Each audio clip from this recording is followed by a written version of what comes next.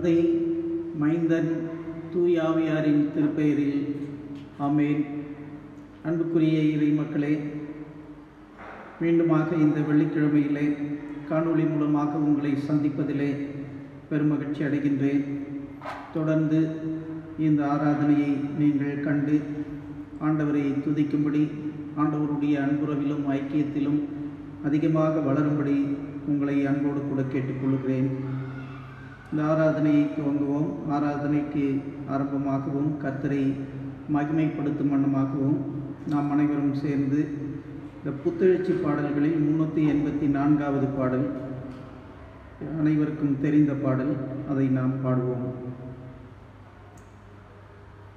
துதித்து பாடிட பாத்திரமே துங்கவன்னேசுவின் நாமமதே, துதிகளின் மத்தியில் வாசம் செய்யும் தூயனை நேயமாய் ஸ்தோத்தரிப்போமே. அற்புதமே அவர் நடத்துதலே, ஆனந்தமே பரமானந்தமே, நன்றியாளுள்ளமே மிக பொங்கிடுதே. நாம் அல்லேலூயா துதி சாற்றிடுவோம், நன்றியாளுள்ளமே மிக பொங்கிடுதே. நாம் அல்லேலூயா துதி சாற்றிடுவோம். கடந்த நாட்களில் கண்மணி போல் கருத்துடன் நம்மை காத்தாரே, கர்த்தரையே நம்பி ஜீவித்திட கிருபையும் மீந்ததால் ஸ்தோத்தரிப்போமே. அற்புதமே அவர் நடத்துதலே, ஆனந்தமே பரமானந்தமே, நன்றியாளுள்ளமே மிக பொங்கிடுதே. நாம் அல்லேலூயா துதி சாற்றிடுவோம், நன்றியாளுள்ளமே மிக பொங்கிடுதே. நாம் அல்லேலூயா துதி சாற்றிடுவோம். அக்கினி ஊட நடந்தாலும், ஆழியில் தண்ணீரை கடந்தாலும், சோதனையோ மிக பெருகினாலும், ஜெயம் நமக்கீந்ததால் ஸ்தோத்தரிப்போமே.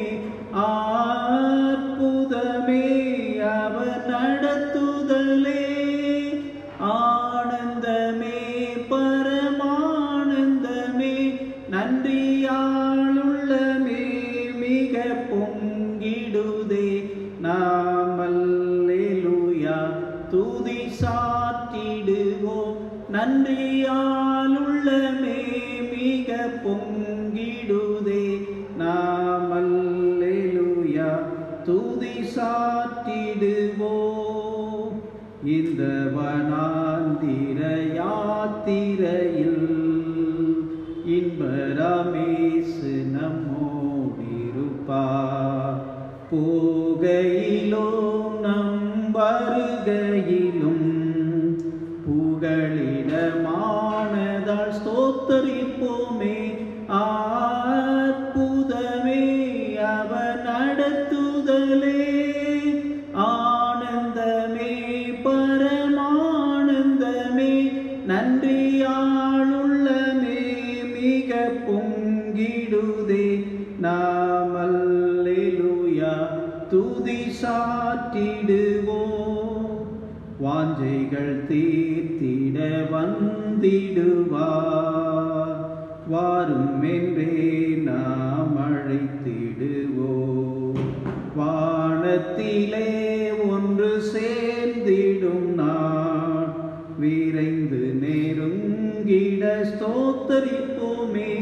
அற்புதமே அவர் நடத்துதலே, ஆனந்தமே பரமானந்தமே, நன்றியாளுள்ளமே மிக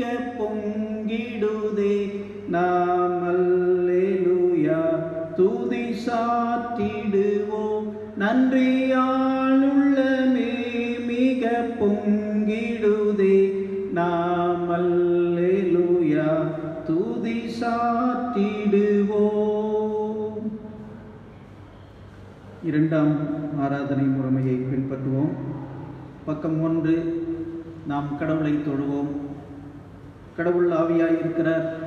அவரை தொழுது கொள்ளுகிறவர்கள் ஆவியோடும் உண்மையோடும் அவரை தொழுது கொள்ள வேண்டும். நம்முடைய பிதாவாக்கிய கடவுளாலும் கர்த்தராகிய இயேசு கிறிஸ்துவினாலும் உங்களுக்கு கிருபையும் சமாதானமும் உண்டாவதாக. கடவுள் ஒளியாயிருக்கிறார். அவரில் எவ்வளவேனும் இருள் இல்லை. அவர் ஒளியில் இருக்கிறது போல நாம் ஒளியிலே நடந்தால் ஒருவரோடு ஒருவர் ஐக்கியப்பட்டிருப்போம். அவருடைய குமாரனாகிய இயேசு கிறிஸ்துவின் இரத்தம் சகல பாவங்களையும் நீக்கி நம்மை சுத்திகரிக்கும். பக்கம் 4. ஆண்டவரே, எங்கள் உதடுகளை திறந்தள்ளும், அப்பொழுது எங்கள் வாய் உம்முடைய புகழை அறிவிக்கும். பிதாவுக்கும் குமாரனுக்கும் தூய ஆவியாருக்கும் மாட்சிமை உண்டாவதாக. ஆதியிலும் இப்பொழுதும் எப்பொழுதுமான சதா காலங்களிலும் மகிமை உண்டாவதாக. ஆமென். நாம் நம்முடைய திரியேக கடவுளை போற்றி ஜெபிப்போம். எங்கள் தந்தையாம் கடவுளே, உமது வல்லமையாலும் ஞானத்தாலும் எல்லாவற்றையும் படைத்து உமது குமாரனை எங்கள் இரட்சகராக தரும்படி உலகத்தில் அன்பு கூர்ந்தீரே, உம்மை போற்றுகிறோம். குமாரனாம் கடவுளே, பாவத்தை தவிர்த்து எல்லாவற்றிலும் எங்களைப் போல் மனிதனாக்கி எங்கள் பாவங்களுக்காக ஒப்பு கொடுக்கப்பட்டு எங்கள் நீதிக்காக உயிர்த்தெழும்பியவரே, உம்மை போற்றுகிறோம். பரிசுத்த ஆவியானவராகிய கடவுளே, எல்லா உண்மைக்குள்ளும் எங்களை வழிநடத்தி கடவுளின் அன்பை எங்கள் நெஞ்சில் பொழிகிறவரே, உம்மை போற்றுகிறோம். பிதா, குமாரன், பரிசுத்த ஆவியாராகிய கடவுளே, உமக்கே எக்காலமும் எல்லா புகழும் மகிமையும் உண்டாவதாக. ஆமீன். நாம் ஜெப நிலையிலிருந்து நம்முடைய பாவங்களை சர்வ வல்லமை புரிந்தின கடவுளிடத்தில் அறிக்கை செய்வோமாக. நமக்கு பாவம் இல்லை என்போமானால் நம்மை நாமே வஞ்சிக்கிறவர்களாகவும், நமக்குள் உண்மை இல்லை, நமது பாவங்களை அறிக்கையிட்டால் பாவங்களை நமக்கு மன்னித்து எவ்வித அநீதமும் நீங்க நம்மை சுத்திகரிப்பதற்கு அவர் நம்பத்தக்கவரும் நீதியும் உள்ளவர். நான் எழுந்து என் தகப்பனிடத்திற்கு போய், தகப்பனே, பரத்துக்கு விரோதமாகவும் உமது பார்வையிலும் பாவம் செய்தேன். இனி உம்முடைய மகன் என்று சொல்லப்படுவதற்கும் நான் பாத்திரன் அல்லன். உம்முடைய கூலிக்காரரில் ஒருவனாக என்னை வைத்துக் கொள்ளும் என்பேன். கடவுள் ராஜ்யம் சமீபித்திருக்கிறது. மனம் திரும்பி நற்செய்தியில் நம்பிக்கை வையுங்கள். நமது பலவீனங்களுக்காக பரிதபிக்க முடியாத பிரதான ஆசாரியர் நமக்கு இராமல் எல்லா விதத்திலும் நம்மை போல் சோதிக்கப்பட்டும் பாவமில்லாத பிரதான ஆசாரியரே நமக்கு இருக்கிறார். ஆகவே நாம் முழங்காற்படியிட்டு அமைதியாக நம்மை நாமே சோதித்து அறிவோமாக. சர்வ வல்லமையுள்ள கடவுளிடத்தில் நாம் நமது பாவங்களை மிகுந்த தாழ்மையோடு அறிக்கை செய்வோம். அனைவரும் சேர்ந்து முதலாம் பாவரிக்க ஜெபத்தை ஏறெடுப்போம். சர்வ வல்லமையும் மிகுந்த இரக்கமுள்ள பிதாவே, தப்பிப்போன ஆடுகளைப் போல நாங்கள் உம்முடைய வழிகளை விட்டு வழுவி அலைந்து போனோம். எங்கள் இருதயத்தின் யோசனைகளுக்கும் விருப்பங்களுக்கும் மிகவும் இணங்கி நடந்தோம். உமது பரிசுத்த கற்பனைகளுக்கு விரோதமாய் குற்றம் செய்தோம். செய்யத்தக்கவைகளை செய்யாமல் செய்யத்தகாதவைகளை செய்து வந்தோம். எங்களுக்கு சுகமே இல்லை. ஆனாலும் ஆண்டவரே, தேவரீர் எங்கள் ஆண்டவராகிய இயேசு கிறிஸ்துவின் மூலமாய் மனிதருக்கு அளிச் செய்த வாக்குத்தத்தங்களின்படியே நிர்பாக்கியம் உள்ள குற்றவாளிகளாகிய எங்களுக்கு இறங்கும். தப்பிதங்களை அறிக்கிடுகிற எங்கள் மேல் பொறுமையாயிரும். பாவத்து நிமித்தம் துக்கப்படுகிற எங்களை சீர்படுத்தும். மிகவும் இரக்கமுள்ள பிதாவே, உம்முடைய பரிசுத்த நாமத்துக்கு மகிமை உண்டாகும்படி நாங்கள் இனி தேவ பக்தியும் நீதியும் தெளிந்த புத்தியும் உள்ளவர்களாய் நடந்து வர இயேசு கிறிஸ்துவின் நிமித்தம் எங்களுக்கு கிருபை செய்தள்ளும். ஆமென். சர்வ வல்லமையும் மிகுந்த இரக்கமுள்ள ஆண்டவர் மன்னிப்பையும் பாவ நிவர்த்தியையும் நமக்கு கட்டளையிட்டள்ளி வாழ்க்கையை சீர்படுத்துவதற்கான காலத்தையும் தமது பரிசுத்தாவியின் கிருபையையும் தேர்த்துதலையும் தந்தழுவாராக. ஆமென். ஆண்டவரை துதியுங்கள். ஆண்டவர் நாமம் துதிக்கப்படுவதாக.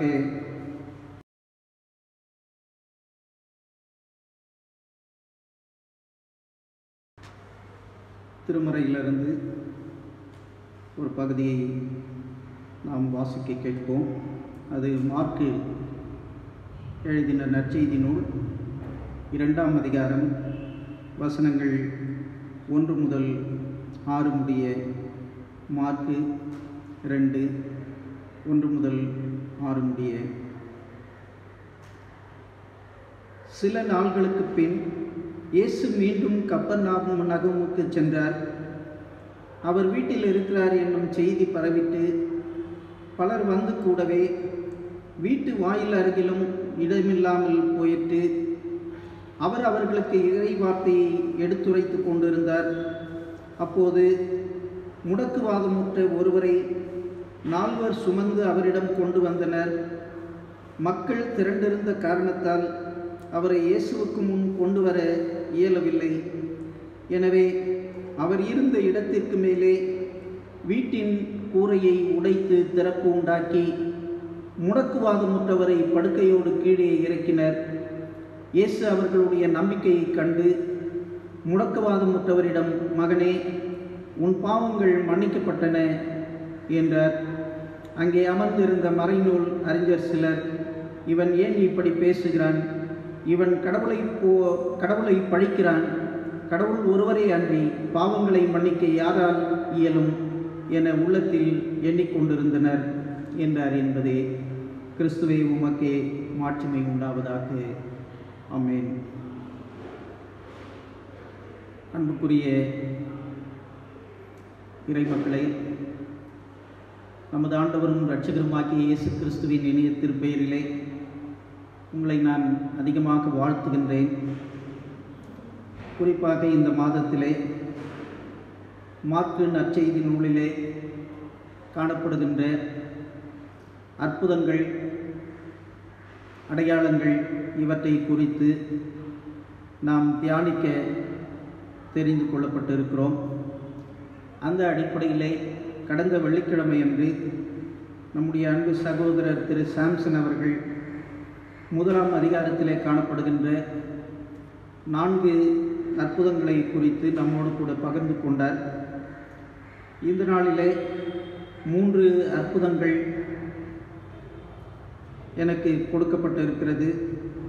அந்த அடிப்படையில் இன்றைக்கு வாசிக்க கேட்ட மார்க்கு 2ஆம் அதிகாரம் 1 முதல் 6 வரை இருக்கின்ற பகுதி, முடக்குவாதமுற்றவரை குணப்படுத்துகின்ற பகுதி, அதே போன்று 3ஆம் அதிகாரம் 1 முதல் 12 வரை இருக்கின்ற பகுதி, அவர் மீண்டும் தொழுகை கூடத்திற்குள் சென்று கை சூம்பியவரை குணமாக்கிய ஒரு பகுதி. அடுத்த பகுதி 4ஆம் அதிகாரம் 35ஆம் வாக்கியம் முதல் காணப்படுகின்ற ஒரு பகுதி. இது குறிப்பாக ஆண்டவராகிய இயேசு கிறிஸ்து காற்றையும் கடலையும் அடக்குகின்ற ஒரு பகுதி என்று 3 பகுதிகள் நம்முடைய தியானத்திற்கென்று இன்றைக்கு கொடுக்கப்பட்டு இருக்கிறது.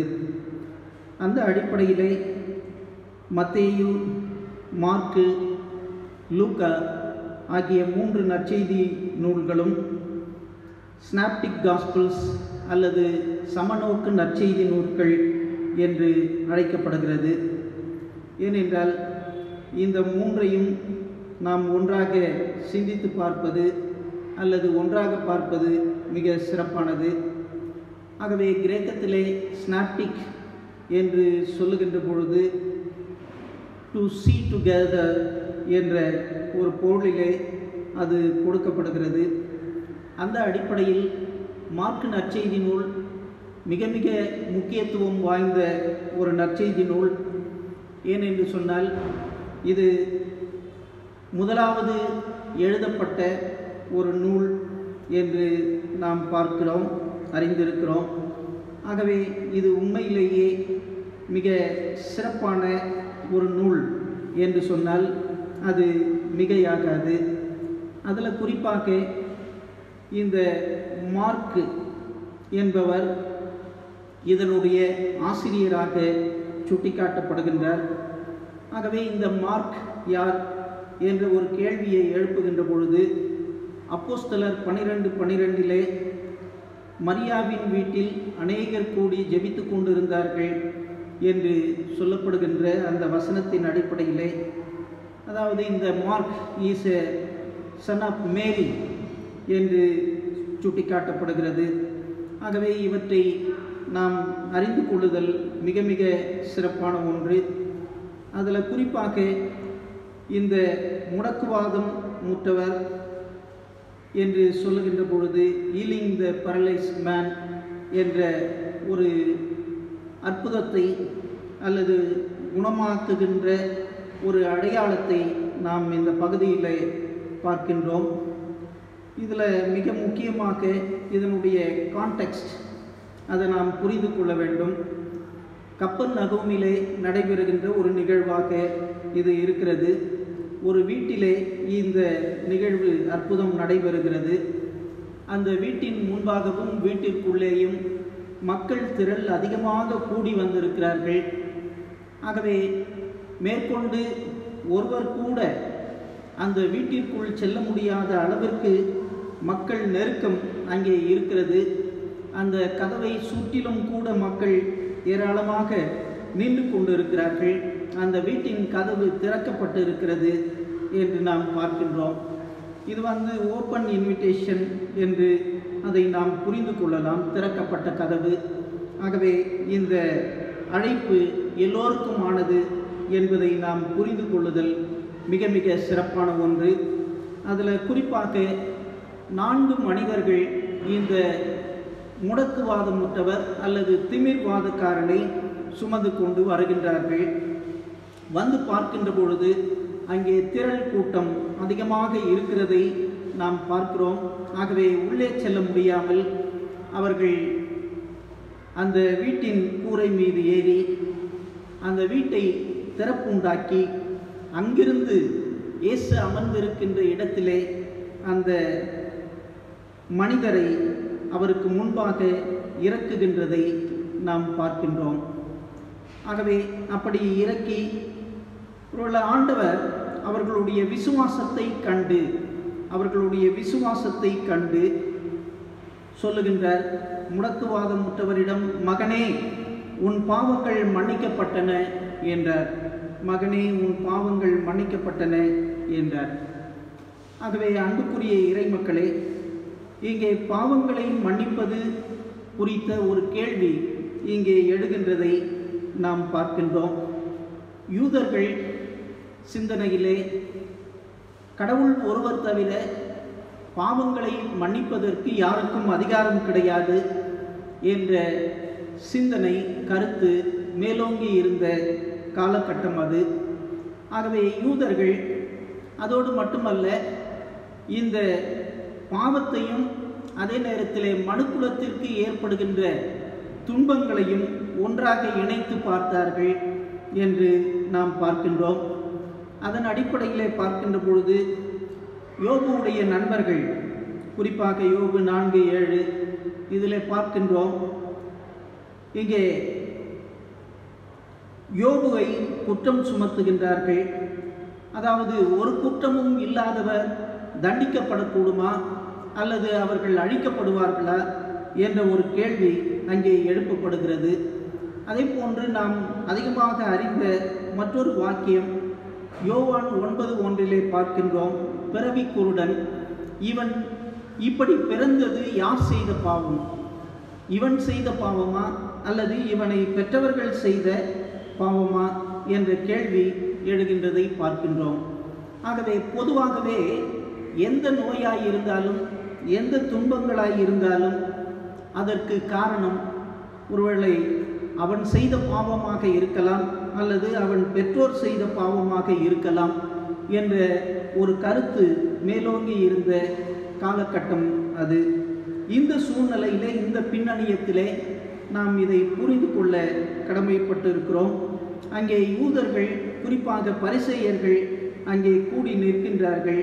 அந்த இடத்திலே ஆண்டவராகிய இயேசு கிறிஸ்து இந்த திமிர்வாதக்காரன் அல்லது முடக்கவாதமுற்ற அந்த மனிதரை பார்த்து, மகனே உன் பாவங்கள் உனக்கு மன்னிக்கப்பட்டன என்றார். உன் பாவங்கள் உனக்கு மன்னிக்கப்பட்டன என்றார். அப்படி என்றால் ஆண்டவரும் இந்த நோய்க்கு காரணம் பாவம்தான் என்பதை ஏற்றுக்கொள்ளுகின்றாரா என்ற ஒரு கேள்வி நமக்குள்ளே எழும். அப்படி எழுவது இயல்பானது, அதே நேரத்திலே நியாயமானதும் கூட. ஆனால் ஆண்டவர் அப்படி சொல்லவில்லை. ஆனால் அதே நேரத்திலே அவர்கள் உள்ளத்திலே அதிகமாக உறைந்து கிடந்த ஒரு சிந்தனை இது. ஆகவே அவனை அந்த நோயிலிருந்து விடுவிக்க வேண்டும் என்றால் அவன் பாவ மன்னிப்பை பெற்றவன் என்ற உணர்வு அவனை உண்மையிலேயே தொட வேண்டும் என்ற ஒரு நியதியை ஆண்டவர் இங்கே முன்வைக்கின்றார்.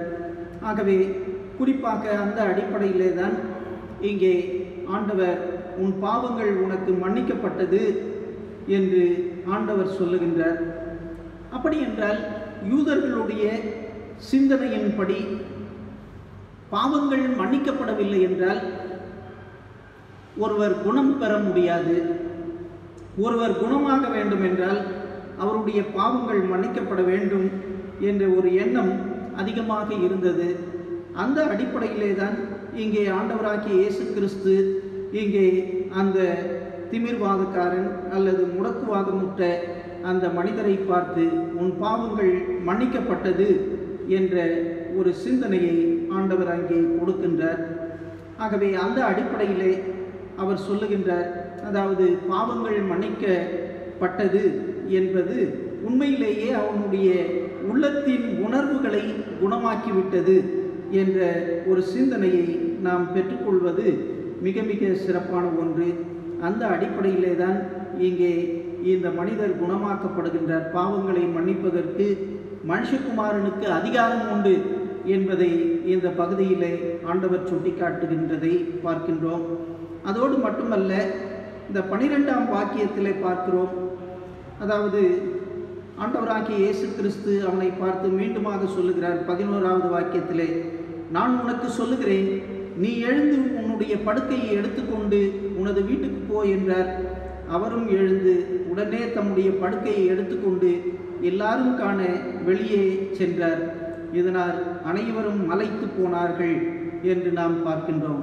ஆகவே இங்கே பாவங்களை மன்னிப்பது என்பது கடவுளே செய்ய வேண்டிய ஒரு காரியமாக யூதர்கள் அதை அறிந்திருந்தார்கள். ஆகவே அவர்கள் ஆண்டவர் இந்த மனிதனை பார்த்து பாவங்கள் மன்னிக்கப்பட்டது என்று சொல்லுகின்ற பொழுது உண்மையிலேயே அங்கே யூதர்கள் உள்ளத்திலே ஒரு பெரிய குழப்பம் ஏற்படுகின்றதை நாம் பார்க்கின்றோம். இவர் என்ன கடவுளா, ஏன் இப்படி கடவுளை தூஷிக்கின்றார் என்றெல்லாம் ஆண்டவரை பழித்து பேசினார்கள் என்பதை நாம் இந்த பகுதியில் பார்க்கின்றோம். ஆகவே அப்படி அவர்கள் எண்ணிக்கொண்டிருக்கின்ற பொழுது ஆண்டவர் அவர்களை பார்த்து கேட்கின்றார். 9வது வாக்கியம், முடக்குவாதமுற்ற இவனிடம் உன் பாவங்கள் மன்னிக்கப்பட்டன என்பதா, எழுந்து உன் படுக்கையை எடுத்துக்கொண்டு நட என்பதா, எது எளிது என்ற ஒரு கேள்வியை அங்கே அவர்கள் மத்தியிலே ஆண்டவர் வைக்கின்றார். அதாவது பாவங்கள் மன்னிக்கப்பட்டன என்பதா அல்லது எழுந்து உன் படுக்கையை எடுத்துக்கொண்டு நட என்பதா, எது எளிதானது என்று சொல்லுகின்றார்.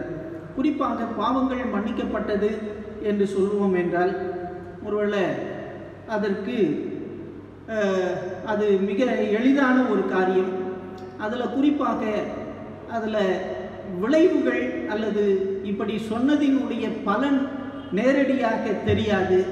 ஆனால் அதே நேரத்தில் எழுந்து உன் படுக்கையை எடுத்துக்கொண்டு நட என்று சொல்லுகின்ற பொழுது அங்கே அந்த எஃபெக்ட், அதாவது அந்த செயலை நாம் பார்க்க முடிகிறது. ஏன்னா ஒரு மனிதன் முழுமையாக குணம் பெறாவிட்டால் தன்னுடைய படுக்கையை எடுத்துக்கொண்டு அவர் நடக்க முடியாது.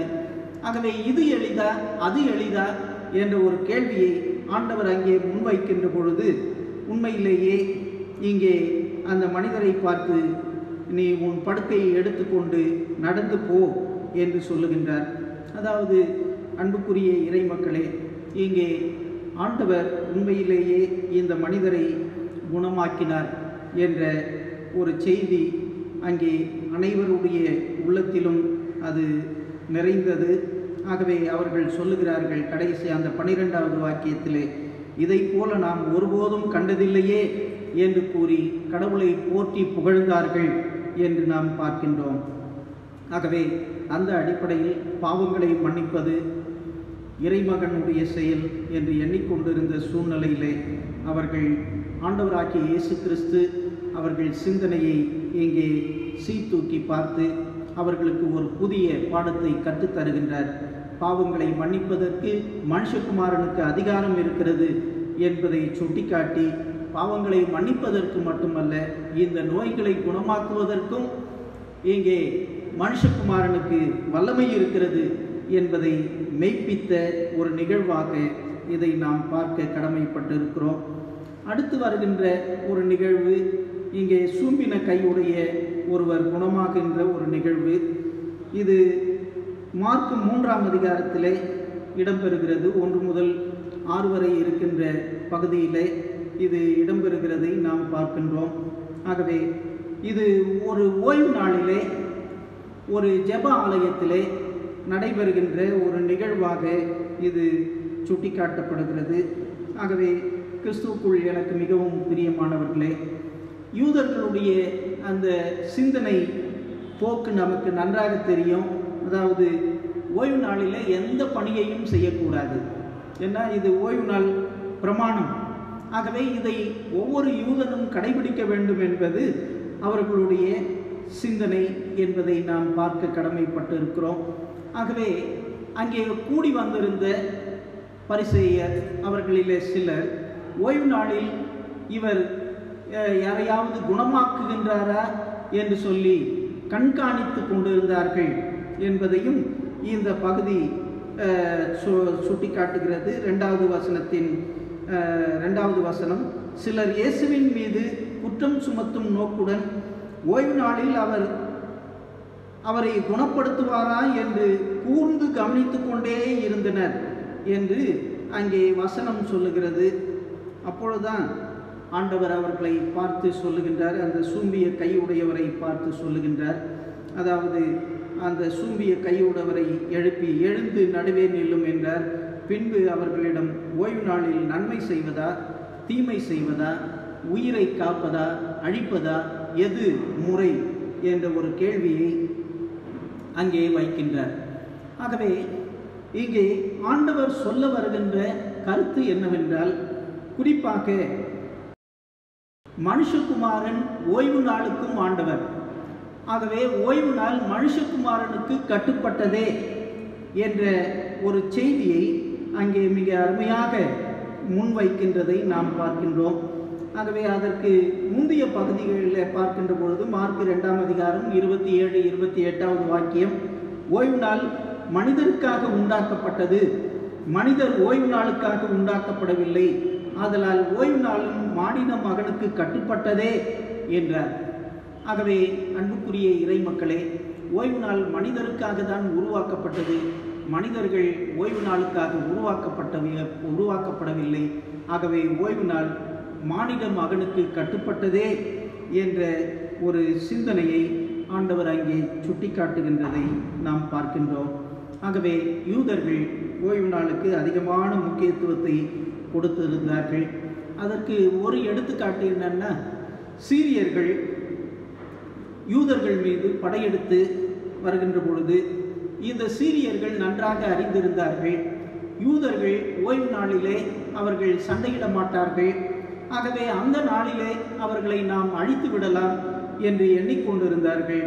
அப்படி அவர்களுக்கு சமயம் வாய்த்தபோது அந்த ஓய்வு நாளிலே யூதர்கள் எல்லாம் இந்த குகைகளிலே போய் தங்கிவிடுகின்றார்கள். அப்படி இருந்த சூழ்நிலையிலே இந்த சீரியர்கள் அவர்கள் மீது படையெடுத்து அவர்களை அங்கேயே அழித்து விடுகின்ற ஒரு சூழ்நிலையை பார்க்கிறோம். அந்த சூழ்நிலையிலே கூட யூதர்கள் அவர்கள் சண்டையிடவில்லை. ஆகவே அவர்கள் எந்த ஒரு பணியையும் அவர்கள் மேற்கொள்ளவில்லை, தங்கள் கைகளை கூட அவர்கள் ஓங்கவில்லை என்ற ஒரு நிகழ்வு அவர்கள் எந்த அளவிற்கு ஓய்வு நாளுக்கு முக்கியத்துவம் கொடுத்திருந்தார்கள் என்பதை நாம் புரிந்து கொள்ள உதவி செய்கின்றது. அந்த அடிப்படையிலே தான் இங்கே ஆண்டவர் அந்த மனிதனை அவர்கள் நடுவிலே நிறுத்தி இந்த கேள்வியை கேட்கின்றார். ஓய்வு நாட்களில் நன்மை செய்வதோ தீமை செய்வதோ, ஜீவனை காப்பதோ அழிப்பதோ எது நியாயம் என்று கேட்கின்றார். அவர்கள் அமைதியாக பேசாமல் இருந்தார்கள் என்று வேத வசனம் மிக அருமையாக சுட்டிக்காட்டுகிறது. ஆகவே அவர்கள் பேசாமல் இருக்கிறதை ஆண்டவர் காண்கின்றார். இதன் மூலமாக அவர்களுடைய கடின இதயத்தை ஆண்டவர் கண்டு அதற்காக விசனப்பட்டு கோபத்துடனே அவர்களை பார்த்து அதுக்கப்புறம் சொல்லுகின்றார், சூம்பின கையுடையவரை நோக்கி உன் கையை நீட்டி என்றார். அவன் கை மறுக்கையைப் போல சொஸ்தமாயிற்று என்று நாம் திருமறையிலே வாசிக்கின்றோம். ஆகவே கிறிஸ்துவுக்குள் எனக்கு மிகவும் பிரியமானவர்களே, ஓய்வு நாளிலே குணமாக்குவது என்பதை ஆண்டவர் இங்கே மிக சிறப்பாக சுட்டிக்காட்டுகின்றார். அதனுடைய அர்த்தத்தை மிக அருமையாக ஆண்டவர் இங்கே அவர்களுக்கு புரிய வைக்கின்றார் என்பதையும் நாம் பார்க்க கடமைப்பட்டிருக்கிறோம். ஆகவே யூதர்கள் ஓய்வு நாளுக்கு அந்த அளவிற்கு முக்கியத்துவம் கொடுத்திருந்தார்கள். ஓய்வு நாள் சட்டங்கள் நிறைய இருக்கும். ஆகவே அந்த அடிப்படையிலே ஒரு மனிதனை குணமாக்குவது, ஒருவேளை சூம்பின கை என்பது உடனடியாக அவர் உயிர் போய்விடுகின்ற ஒரு நோய் அல்ல, அடுத்த நாளிலே கூட அவரை குணமாக்க முடியும். ஆகவே இதற்கு ஏன் ஆண்டவர் இந்த அளவிற்கு முக்கியத்துவம் கொடுத்தார் என்ற ஒரு கேள்வியை அவர்கள் எழுப்புகின்றதை நாம் பார்க்கின்றோம். ஆனால் ஆண்டவராகிய இயேசு கிறிஸ்து அவர் இந்த சூம்பின கையுடைய மனிதனை ஓய்வு நாளிலே குணமாக்குவதன் மூலமாக நன்மை செய்வதோ தீமை செய்வதோ எது நியாயம் என்பதை அவர்களுக்கு எடுத்துக்காட்டி இங்கே ஓய்வு நாளில் குணமாக்குகின்ற பணியை ஆண்டவர் செய்தார் என்பதை நாம் பார்க்கின்றோம். ஆகவே நியாயப்பிரமாணத்தை இவன் குலைத்து போடுகின்றான் என்ற ஒரு சில வாசகங்களுக்கும் ஆண்டவராகிய இயேசு கிறிஸ்து உள்ளாக்கப்பட்டார். ஆனால் ஆண்டவர் சொல்லுகின்றார், நியாயப்பிரமாணங்களை அழிக்க அல்ல, அவற்றை நிறைவேற்றவே வந்தேன் என்று ஆண்டவர் சுட்டிக்காட்டுகின்றதை நாம் பார்க்கின்றோம். ஆகவே கிறிஸ்துவுக்குள் எனக்கு மிகவும் அன்பானவர்களே, அந்த அடிப்படைகளிலே ஓய்வு நாளுக்கும் ஆண்டவர் இயேசு கிறிஸ்து என்பதை சுட்டிக்காட்டி இந்த ஓய்வு நாளிலே ஒரு மனுஷனை குணப்படுத்துவது நியாயமான காரியம்தான் என்பதை நாம் பார்க்கின்றோம். அடுத்தது மூன்றாவதாக நாம் பார்க்கின்ற பொழுது மார்க் 4:35 முதல் 41 வரை இருக்கின்ற பகுதி. இதில் பார்க்கின்ற பொழுது இயேசு காற்றையும் கடலையும் அமைதிப்படுத்துகின்ற ஒரு நிகழ்வு இங்கே சுட்டிக்காட்டப்படுகிறதை நாம் பார்க்கின்றோம். அதாவது ஆண்டவராகிய இயேசு கிறிஸ்துவுக்கு நோய்கள் மீது மட்டுமல்ல, அதே நேரத்திலே ஓய்வு நாள் மீது மட்டுமல்ல, இங்கே இயற்கையின் மீதும் ஆண்டவர் அதிகாரம் கொண்டிருந்தார் என்பதை இந்த பகுதி மிக அருமையாக சுட்டிக்காட்டுகிறது.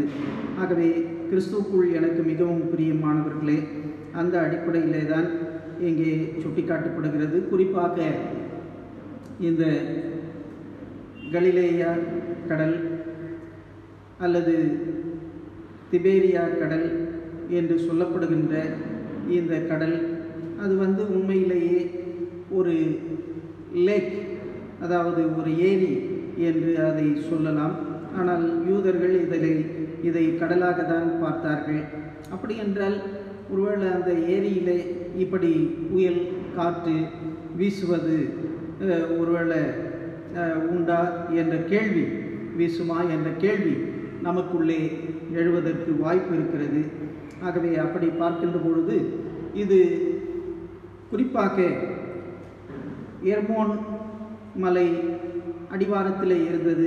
சில நேரங்களிலே ஆசிரியர்கள், அதாவது வரலாற்று ஆசிரியர்கள் ஜோசிபஸ் அவர்கள் எல்லாம் கூறுகின்ற பொழுது, அதாவது எர்மோன் மலையிலே ஒரு சில கம்ப்ரெஷன் அல்லது அழுத்தம் ஏற்படுகின்ற பொழுது இந்த அழுத்தம் இந்த கலிலேயா கடல் இதில் அப்படியே ரிலீஸ் ஆகும். அப்படிப்பட்ட நேரங்களிலே கடல் கொந்தளிப்பது அல்லது காற்று அடிப்பது, இது போன்ற நிகழ்வுகள் ஏற்படுவது இயல்பு. அது அவ்வப்போது ஏற்படும். அது எப்பொழுது இப்படி நடக்கும் என்று யாருக்கும் தெரியாது. அப்படி நடைபெற்ற ஒரு நிகழ்வு இது. ஆகவே இந்த சூழ்நிலையிலே தான் ஆண்டவராகிய இயேசு கிறிஸ்து அந்த கப்பலின் அல்லது படகின் அடித்தட்டிலே அவர் படுத்து நித்திரையாய் இருந்தார் என்று நாம் பார்க்கின்றோம். ஆகவே இந்த காற்று வீசுகின்ற பொழுது அங்கே சீடர்கள் வந்து, போதகரே, சாகப் போகிறோமே, உமக்கு கவலை இல்லையா என்று சொல்லி அவரை எழுப்பினார்கள். அவர் விழித்தெழுந்து காற்றை கண்டித்து கொண்டார். கடலை நோக்கி, இறையாதே, அமைதியாயிரு என்றார். காற்று அடங்கியது, பின்பு அமைதி உண்டாயிற்று என்று நாம் பார்க்கின்றோம். ஆகவே கிறிஸ்துவுக்குள் எனக்கு மிகவும் பிரியமானவர்களே, ஆண்டவருக்கு அனைத்தின் மீதும் ஆற்றல் இருக்கிறது, அதிகாரம் இருக்கிறது என்பதை இந்த பகுதி சுட்டிக்காட்டுகிறது. இயற்கையின் மீது ஆற்றல் கொண்ட ஆண்டவர், அல்லது நோய்களின் மீது ஆற்றல் கொண்ட ஆண்டவர், அல்லது ஓய்வு நாளின் மீது அதிகாரம் கொண்ட ஆண்டவர் நம்மோடு இருக்கிறார். ஆகவே நம்முடைய வாழ்க்கையிலே கூட இப்படிப்பட்ட கொந்தளிப்புகள், கவலைகள், கஷ்டங்கள், துன்பங்கள் மேலோங்குகின்ற சூழ்நிலைகளிலே நாம் ஆண்டவரை வேண்டுகின்ற பொழுது ஆண்டவர் நமக்கு அமைதியை தருவார். ஏனென்றால் ஆண்டவராகிய இயேசு கிறிஸ்து சமாதான பிரபு அல்லது சமாதானத்தின் தேவன் என்பதை நாம் உணர்ந்து கொள்வது மிக மிக சிறப்பானது. ஆகவே அங்கே அவர்களை பார்த்து சொல்லுகின்றார், ஏன் அஞ்சுகிறீர்கள், உங்களுக்கு இன்னும் நம்பிக்கை இல்லையா என்று கேட்டார். பேரச்சம் கொண்டு காற்றும் கடலும் இவருக்கு கீழ்ப்படுகின்றனவே என்று ஒருவரோடொருவர் பேசிக்கொண்டார்கள் என்று பார்க்கிறோம். ஆகவே ஆண்டவர் நம்முடைய அச்சங்களை போக்கவும் அதே நேரத்திலே நம்முடைய கவலைகளை நீக்கவும் எப்பொழுதும் நம்மோடு கூட இருக்கிறார். அதுபோன்று இந்த கொரோனா காலங்களிலும் கடவுள் நமக்கு துணையாய் இருக்கின்றார். நம்முடைய பயங்களை போக்கவும், நமக்கு துணையாய் இருக்கவும், நம்முடைய வாழ்க்கையில் நமக்கு ஏற்படுகின்ற துன்பங்களினூடே நமக்கு சந்தோஷத்தையும் சமாதானத்தையும் கொடுக்கவும் ஆண்டவர் நம்மோடு இருக்கிறார் என்ற அந்த உறுதிப்பாட்டை இந்த நாட்களிலே நாம் பெற்றுக்கொள்வது மிக மிக சிறப்பான ஒரு காரியம். ஆகவே இந்த வெள்ளிக்கிழமையிலே இவற்றை நாம் சிந்தித்து பார்ப்பதற்கு கடவுள் நமக்கு உதவி செய்திருக்கிறார். ஆண்டவருடைய பரிசுத்த நாமத்திற்கு ஸ்தோத்திரங்களை நான் ஏறெடுக்கிறேன். ஆண்டவர் திமிர்வாதக்காரனை குணமாக்க முடியும், அதே நேரத்தில் சூம்பின கையுடையவனையும் ஆண்டவர் குணமாக்க முடியும், அதுவும் ஓய்வு நாளிலும் கூட குணமாக்க முடியும். அதோடு காற்றையும் கடலையும் கூட அவரால் அடக்கி அமைதிப்படுத்த முடியும் என்ற இந்த செய்தியை இதில் பார்க்கிறோம். ஆகவே அப்படிப்பட்ட ஒரு உந்துதலை பெற்றுக்கொண்ட நாம் இந்த உலகத்திலே எதற்கும் நாம் பயப்படாமல் கடவுள் நம்மோடு இருக்கிறார் என்ற அந்த தைரியத்தோடு நாம் வாழ்கின்ற பொழுது எல்லா நோய்களுக்கும், எல்லா துன்பங்களுக்கும், எல்லா இக்கட்டுகள், இடர்பாடுகளுக்கும் கடவுள் நம்மை விலக்கி நம்மை ரட்சித்து கடவுள் நம்முடைய வாழ்விலே சந்தோஷத்தையும் சமாதானத்தையும் அருள்வாராக. ஆமென். அன்புக்குரிய இறைமக்களே, ஆண்டவர் இயேசுவின் இனிய திருப்பெயரிலே உங்களை நான் வாழ்த்துகின்றேன். வருகின்ற ஞாயிற்றுக்கிழமை முதல் நம்முடைய ஆலயம் வழிபாட்டிற்காக திறந்து வைக்கப்படும். ஆகவே வழக்கம் போல 8:30 மணிக்கு ஆராதனை துவங்கும். ஆகவே குறிப்பாக இந்த ஆராதனை ஒரு சில கட்டுப்பாடுகளுடன் அது நடைபெறும். அது குறிப்பாக ஏற்கனவே நம்முடைய பேராயர் அனுப்பிய சுற்றறிக்கையை உங்களுக்கு வாட்ஸ்அப் மூலமாக அதை பகிர்ந்து கொண்டிருக்கிறேன். ஆகவே அந்த கட்டுப்பாடுகளை நீங்கள் பார்க்கும்படி உங்களை நான் அன்போடு கூட கேட்டுக்கொள்கிறேன். மட்டுமல்ல, இது நம்முடைய தமிழக அரசு ஏற்படுத்திய கட்டுப்பாடுகளை உள்ளடக்கி நமது பேராயர் அவர்கள் இந்த ஒரு சுற்றறிக்கையை நமக்கு அனுப்பி வைத்திருக்கிறார்கள். ஆகவே இந்த ஆராதனைகளிலே 65 வயதுக்கு மேற்பட்டவர்கள் நிச்சயமாக கலந்து கொள்ளக்கூடாது என்று அரசு ஒரு கட்டுப்பாட்டை விதித்திருக்கிறது. அதோடு மட்டுமல்ல, 10 வயதுக்கு குறைந்தவர்களும் இந்த ஆராதனைகளிலே கலந்து கொள்ளக்கூடாது என்ற கட்டுப்பாட்டை கொடுத்திருக்கிறார்கள். இவற்றோடு குறிப்பாக நாம் ஆலயத்தில் அமர்கின்ற பொழுது இந்த டிஸ்டன்ஸ் அதை நம்ம சரியாக நாம் கடைபிடிக்க உங்களை நான் அன்போடு கூட கேட்டுக்கொள்கிறேன். நமது சேகர குழுவினர் அதற்கான ஏற்பாடுகளை செய்திருக்கிறார்கள். ஆகவே அதன் அடிப்படையிலே நீங்கள் ஆலயத்திற்கு வரும்படி அன்போடு கேட்டுக்கொள்ளப்படுகிறீர்கள். அதில் குறிப்பாக மெயின் என்ட்ரன்ஸ் மூலமாக தான் நீங்கள் ஆலயத்திற்குள் வர வேண்டும். அங்கே இந்த டெம்பரேச்சர் பார்க்கின்ற கருவியை வைத்து உங்களுக்கு அந்த டெம்பரேச்சர் மானிட்டர் செய்வார்கள். அதே போன்று அங்கே ஆட்டோமேட்டிக் அந்த சானிடைசர் அங்கே வைக்கப்பட்டிருக்கும். ஆகவே அதில் நீங்கள் உங்கள் கைகளை காட்டி அந்த சானிடைசரை நீங்கள் பயன்படுத்தி கொள்ளும்படி அன்போடு கேட்டுக்கொள்கிறேன். அதோடு மட்டுமல்ல, மற்ற இந்த இடத்திலும் அந்த ஷெட்டுக்கு போகின்ற இடத்திலும் கூட சானிடைசர் ஒருவர் வைத்து கொண்டிருப்பார் மேனுவலாகவும். அதையும் நீங்கள் பயன்படுத்தும்படி உங்களை நான் அன்போடு கூட கேட்டுக்கொள்கிறேன். அதே நேரத்தில் ஆலயத்திற்கு வருகின்ற பொழுது உங்கள் சொந்த திருமறை அல்லது பாட்டு புத்தகத்தை கொண்டு வந்து பயன்படுத்தலாம். ஆலயத்திலே இருக்கின்ற பாடல் புத்தகங்கள் அல்லது திருமறையை யாரும் பயன்படுத்துவதற்கு அனுமதி கிடையாது என்பதையும் இந்த நேரத்தில் கட்டுப்பாடுகள் நமக்கு உணர்த்துகின்றது. அதோடு மட்டுமல்லாது இந்த பாடல்கள் பாடுகின்ற நேரங்களிலே கூட குறிப்பாக பாடகர் குழுவினர் கூட இந்த பாடல்களை பாடமாட்டார்கள். ஆகவே நீங்கள் வந்து இந்த ஆராதனையில் கலந்து கொண்டு தொடர்ந்து ஆண்டவரை மகிமைப்படுத்தி செல்லும்படி உங்களை நான் அன்போடு கூட கேட்டுக்கொள்கிறேன். கர்த்தர் தொடர்ந்து உங்களை ஆசீர்வதிப்பாராக. அதே போன்று இந்த மாதம் ஒருவேளை ஒரு ஆராதனை தான் வைக்கப்பட்டிருக்கிறது. 8:30 மணிக்கு. ஒருவேளை மக்கள் வருகையை பொறுத்து அது கொஞ்சம் மாற்றி அமைக்கப்படும். ஆகவே அதையும் நீங்கள் மனதிலே கொள்ளும்படி அன்போடு கேட்டுக்கொள்கிறேன். இந்த மாலை ஆராதனைகள் இந்த மாதம் முழுவதும் இருக்காது. மாறாக நாம் ஏற்கனவே வெள்ளிக்கிழமைகளிலே ஆன்லைன் வழியாக ஒளிபரப்பி கொண்டிருக்கின்ற படி இந்த வெள்ளிக்கிழமை மாலை ஆராதனைகள் மட்டும் ஆன்லைன் மூலமாக உங்களுக்கு ஒளிபரப்பப்படும். ஆகவே இதையும் திருச்சபையார் மனதிலே கொள்ளும்படி அன்போடு கேட்டுக்கொள்கிறேன். குறிப்பாக இந்த ஆன்லைன் வழியாக இந்த செய்திகளை ஒளிபரப்புவதற்கு நமக்கு உதவி செய்கின்ற நம்முடைய அன்பு சகோதரர்கள் திரு சாம்சன் கஸ்துதாஸ், திரு டேனி பாடல்கள் பாடி மகிமைப்படுத்துகின்ற நம்முடைய அன்பு கொயர் மாஸ்டர் திரு ஜெயச்சந்திரன், இன்னும் கொயர் பிள்ளைகள் அனைவருக்கும் கூட இந்த நேரத்தில் நான் நன்றியை தெரிவித்துக் கொள்கிறேன். அதே போன்று நம்முடைய ஆலயம் திறக்கப்படுவதற்கான அனைத்து ஏற்பாடுகளும் செய்யப்பட்டு கொண்டிருக்கிறது. குறிப்பாக ஆலயம் இன்றைக்கு மிக சிறப்பாக சுத்திகரிக்கப்பட்டு அது வைக்கப்பட்டு இருக்கிறது. ஆகவே நீங்கள் தொடர்ந்து இந்த ஆராதனைகளிலே கலந்து கொள்ளும்படி உங்களை நான் அன்போடு கூட கேட்டுக்கொள்கிறேன்.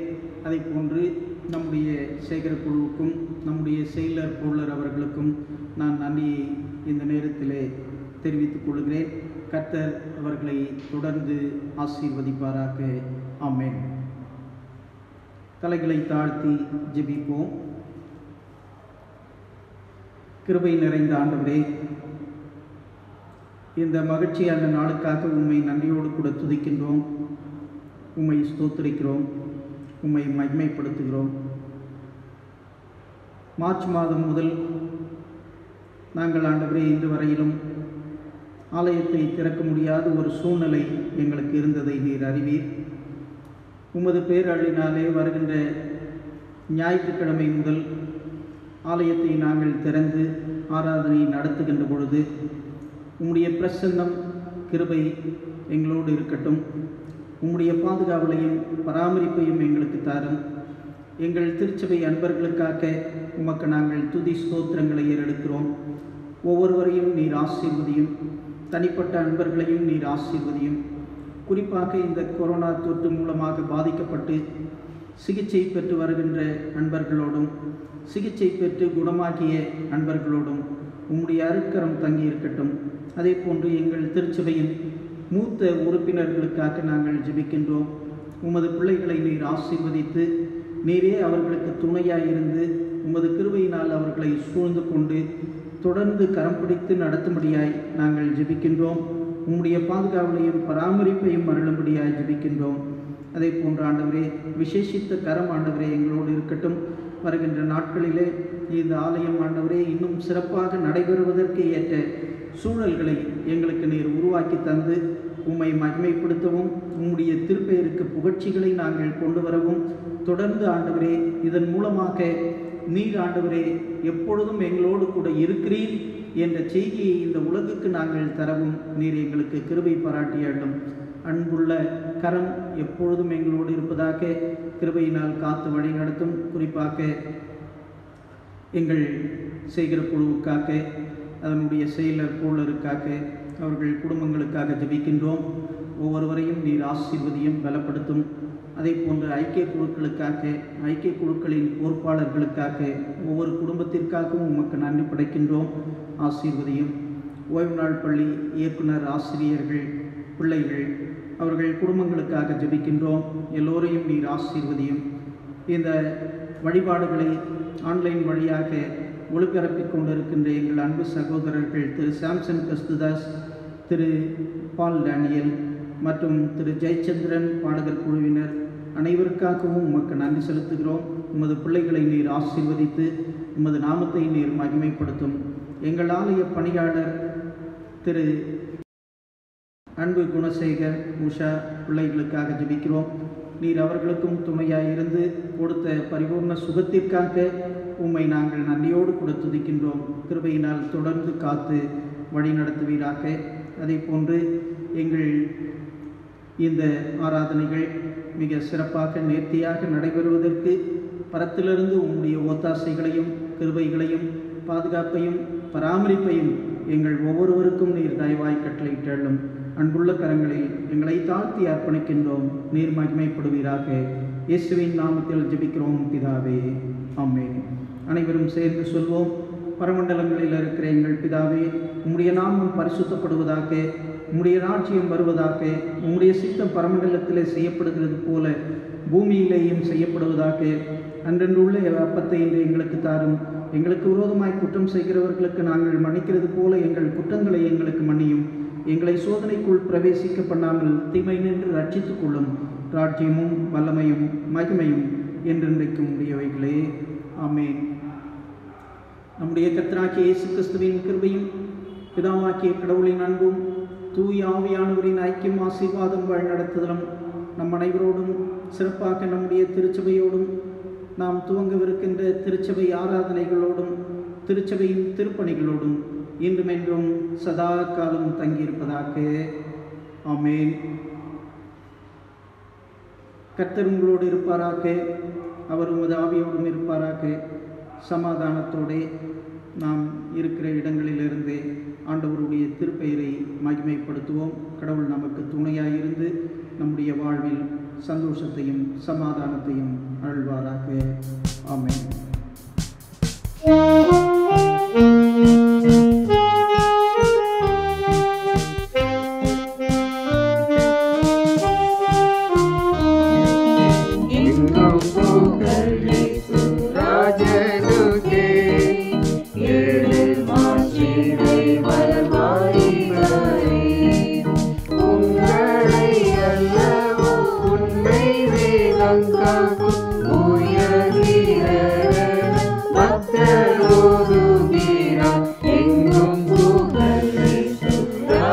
Hallelujah.